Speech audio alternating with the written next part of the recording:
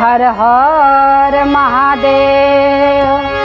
मैया भवानी की जय, शिव गुरु की जय, पार्वती माता की जय, कार्तिक गणेश की जय। एक बार प्रेम से बोली शंकर भगवान की जय। हर हर महादेव, हर हर महादेव, हर हर महादेव। ताई जा गुरु बहिना, हम शोभा यादव बागी बलिया से शोभा लोकगीत चैनल के माध्यम से आप सबके गोड़ छू के गोड़ लागत नहीं। कैसे ही अपना छोट बहन के दुलार पे और आशीर्वाद देते रही। हमारे शोभा लोकगीत चैनल पर सुबह 5:30 बजे भजन छूटेला। आप लोग अच्छा से अच्छा भजन के आनंद ली। के कौना शहर से देखा था गुरु बहिना, कमेंट में एक बार प्यार से हर हर महादेव जरूर लिखो। ऐसे कि सुने में बड़ा आनंद आवेला और देखे में भी बड़ा आनंद आवेला। तो देखी ये गुरु बहिना, एगो गांव में एगो राजा एगो रानी रहत रहल लो। राजा साहिब के देखी अपार धन रहे और उनकरा आंगन में एगो बड़ा सुंदर पीपल के पेड़ रहे। तो देखी पीपल के पेड़ पर एगो बड़ा सुंदर चिड़िया अपन खोता लगौले रहे आ वही में अपन बाल बच्चा के पालती रहे। राजा साहेब के देखी धन के उनकरा बड़ा घमंड रहे। धन के आंगा देखी रानी केतनो कहस कि जी चली ना कहीं तीर्थ धाम करे चलल जा। केहू आवत द्वार पर तो कुछ उठा के भिक्षा भारी दे दीही। राजा साहेब कौनो बात ना सुनस, कहस कि जे भी आवे द्वार पर कह देस कि कह दे कि भिक्षा कुछ नहीं के घर में। देखी गुरु बहिना, रानी बड़ा परेशान हो गई रहली। रानी बाबा भोलेनाथ के भक्त रहली। सुबह शाम दोपहरिया जब होके बाबा भोलेनाथ के जाप करत रहस। कितनो समझावस तो राजा समझस ना। देखी बहुत समय बीतल लेकिन उनकरा घर में कोनो प्रकार के खुशी ना मिले। रानी कहली कि इतना दिन शादी बियाह हो गई। आदमी कहले गुरु बहिना की 12 बरिस हो जाला तो एगो जुग बीत जाला। रानी के शादी बियाह 12 बरिस हो गई, एगो जुग बीत गई। रानी यही चिंता में हमेशा सोचत रहस कि काश हमनियों के कोनो भगवान लोग लड़का दे दीतन तो ये घर के चिराग हो जाइत, ये घर के भोगे वाला हो जाइत। लेकिन राजा साहेब के बात के कोनो चिंता ना रहे। तो देखिए गुरु बहिना, राजा साहेब के अपरंपार धन रहे, वो अपना धन पर हमेशा घमंड करस। देखी कुछ समय बीतल तो चिड़िया बैठ के आ रोज वही खोता में आ सोचे कि राजा साहेब के इतना धन बा लेकिन इनकरा आंगन में एकहू दाना एने ओने छिटाइल नहीं खे लौकत।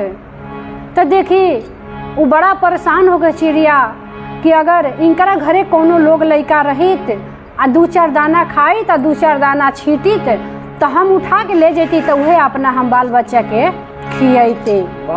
रानी चिड़िया बड़ा सोचली, कहली कि हमरा के एकरा खातिर कोनो रास्ता निकाले के पड़ी। गली गंगा जी के तट पर आ तट पर जाए के अपना चोच में गंगा जल भर लेली आ वजह से लेके चली गई वन के ओर। जब वन के ओर गईली वही जंगल में एगो बड़ा सुंदर शंकर भगवान के मंदिर रहे। देखिए गुरु बहिना, जब शंकर भगवान के मंदिर पर पहुंचली तो वही चोच से भरल गंगा जल शंकर भगवान के ऊपर चढ़ा देते रही। आ शंकर भगवान के ऊपर चढ़ा के आ देखी कहत रही शंकर भगवान से कि हे प्रभु जी, आप तो देवों के देव महादेव हैं। आप अपने ना खा के भूखा के भोजन देनी, प्यासा के पानी देनी प्रभु। आखिर हमार पिजड़ा में 2 सुगी वालो, 2 हमार बाल बच्चा वालो आ वहनी लो एक अन्न खातिर तड़फड़ाता लो। कहले शंकर भगवान कि अगर हम ये जगत में हमके सब इतना मान करेला, जे भी होके हमार भक्त हमरा पर विश्वास करेला तो हम काहे ना चिड़िया के कोनो रास्ता देखा दही। कहले शंकर भगवान चिड़िया से कि तू जा। तहरा के कोनो चीज के कमी ना हो। चिड़िया चली एली अपना पिजड़ा में आया के रहे लगली। देखी गुरु बहिना, आ वही जे आंगन में बैठ के रानी रोवत रहली, आ चिड़िया बैठ के अपना घोंसला में से चुपचाप देखत रहली। दूसरा दिने तीसरा दिने का कैली कि चिड़ियों संगे जातरी आ रानियों उनका पीछा पीछा जातरी। जब रानियों वही मंदिर में गईली, वही जंगल में शंकर भगवान के मंदिर पर, आ देखी वहाँ जाके रानी रो रो के कहली शंकर भगवान से कि हे प्रभु जी, हमरो के कौनो औलाद दे देते तो हमरो घर में इतना बड़ खुशी हो जाते। आखिर हमरा से कौन ऐसा कसूर हो गइल बा। शंकर भगवान कहले कि बताव, ई पक्षी हो के आई रानी खाती इतना मरतिया, आ रानी आके एगो बालक खाती इतना मरत रे। अगर दोनों आदमी के हम बात के समाधान कर दे तो रानी के बालक मिल जाई आ चिड़िया के भोजन मिले लागी। देखी कुछ समय बीतल, ओकरा बाद बड़ा सुंदर रानी एगो बालक के जन्म दिहली। बड़ा सुंदर बालक के जन्म दिहली। रानी पोस पाल के जैसे उनकरा के 3-4 साल के कैली, रानी इंतजार में रहली, चिड़िया इंतजार में रहली कि अब लइका बड़ हो गइल बा, अब कुछ खाई पी आगना में जब गिराई उहे हम उठा के चोंच से ले जाता अपना लइकन के खियाए। रोज ओई खोसला में से बैठ के इंतजार करस। देखी तब भी रानी जब खाए के देस तो लइका भर आगने घरे खास घूम घूम के, आ जब 2-4 दाना छीट देस तो राजा साहब कहस के देखा हौ सारा बटोरी के आ ले जाके कूड़ादान में बिग दा। राजा साहब डांट लगा देस रानी के। रानी डेरा के आ का करस की मैं झारस बटोरस आ ओकरा बाद ले जाके कूड़ादान में बिग आवस। तब भी देखली जब चिड़िया तो बड़ा सोच में पड़ले, कहली कि अब तो लागत है कि एकरा से आगा कोनो रास्ता अब नइखे निकले के। फिर गईली बाबा भोलेनाथ के यहाँ, कहली कि हे प्रभु जी, अब तो लइका 3 साल 4 साल के हो गई, आ कौनो भोजन ग्रहण करेला आगना घरे घूम घूम के, आ एगहू दाना छिटाला तो राजा साहेब ओकरा के उठवा के कूड़ादान में रखवा देलन।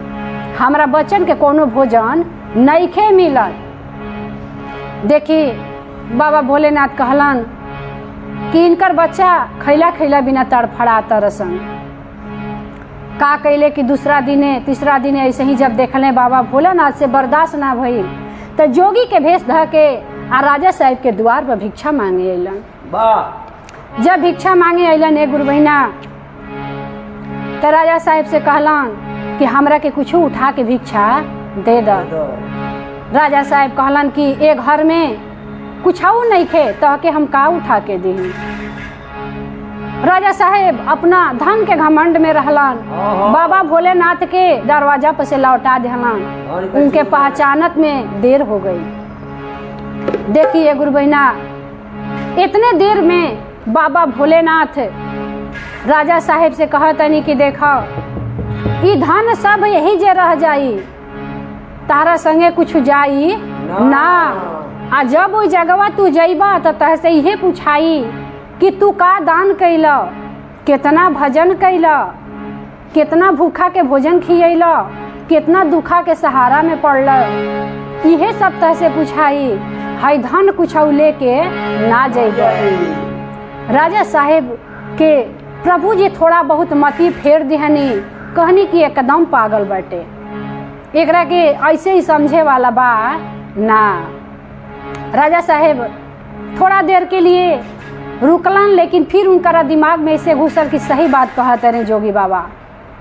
कहले कि देखो अगर ई लइका खाता हाई एगो अनाज उठा के आ तू कूड़ादान में बिगवावत रह, अगर उहे चिड़िया चुरुंग खाई तो तहरा के आशीर्वाद दी, तहरा बेटा के लंबा उम्र होई। आ इहे बेटा तहार जब सही सलामत तैयार होई तो चिराग बन के पैदा होई तो तारा घर के नाम रोशन करी। राजा साहेब सोच लेले ये बात के, तब कहले कि जोगी बाबा से पैर पड़ गए, कहले कि हे प्रभु जी आप तो भगवान के रूप बानी, तो देखी वही जरानी अपना राजा साहेब से समझावत री आ कैसे कहत री आ बाबा भोलेनाथ वही जे बैठ के सुनत रे रानी के भजन।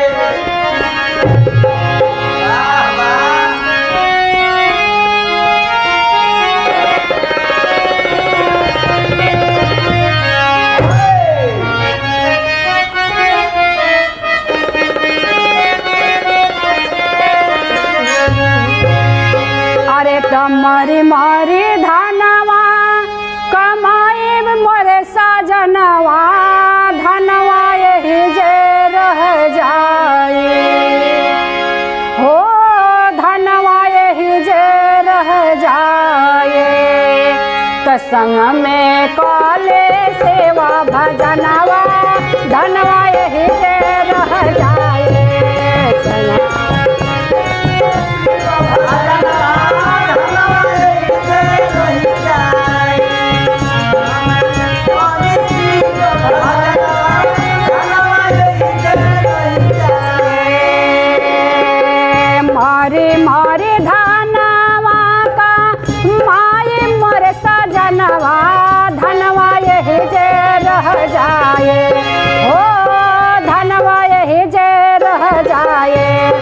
संग में काले सेवा भजनवा धनवा यही जे रह जाए।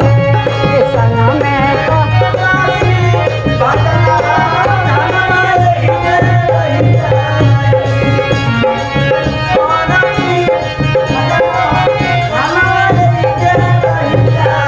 देखिए गुरु बहिना रानी अपना राजा के समझावत रही कि जितना मर मर के धान कमाए भी सब आपके भाई दियाद बेटा बेटी बाप महतारी सब बैठ के खाई लेकिन आपके संगे केहू ना जाए। देखी कैसे कहत रे अरे रौरी कमैया सब खाई है घर जनवा धनवा यही जे रह जाए हो धनवा यही जे रह जाए। संग में काले सेवा भजनवा धनवा यही जे रह जाए।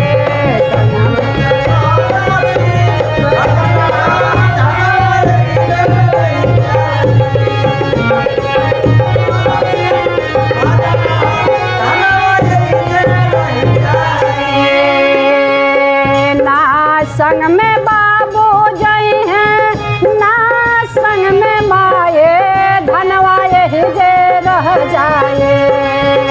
ना संग में माई जाई है ना संग में बाबू धनवा यही जे रह जाए। तो संग में काले सेवा भजनवा धनवा यही जे रह जाए।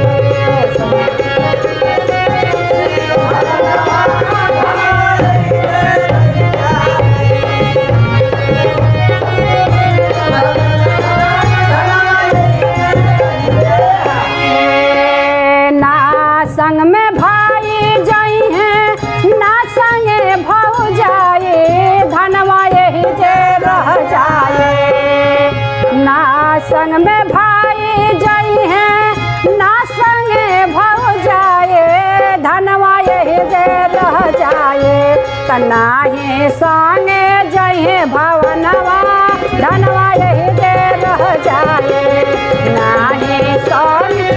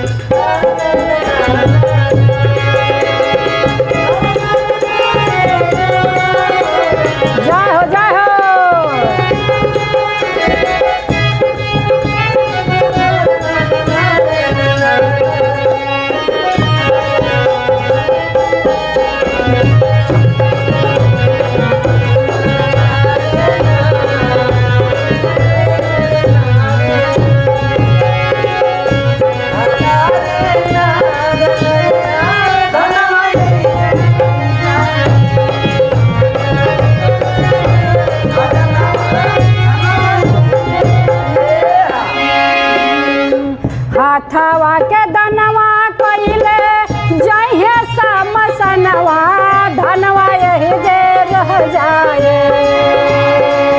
हाथवा के दनवा कइले जइहे समसनवा धनवा यही जे रह जाए। त संगवा जइहे शिव भजनवा धनवा यही जे रह जाए।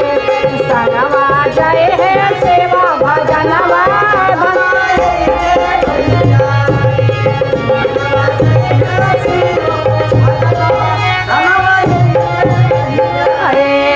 मारी मारी धनवा का माई मोर सजनवा धनवा यही जे रह जाए। मारे मारे धनवा का माई मोर सजनवा धनवा यही जे रह जाए। संग में काले सेवा भजनवा धनवा यही जे रह जाए। संग में काले सेवा भजनवा धनवा यही जे रह जाए। संग में काले सेवा भजनवा धनवा यही जे रह जाए। संग में काले सेवा भजनवा धनवा यही जे रह जाए। एक बार प्रेम से बोल दे शिव गुरु महाराज की जय।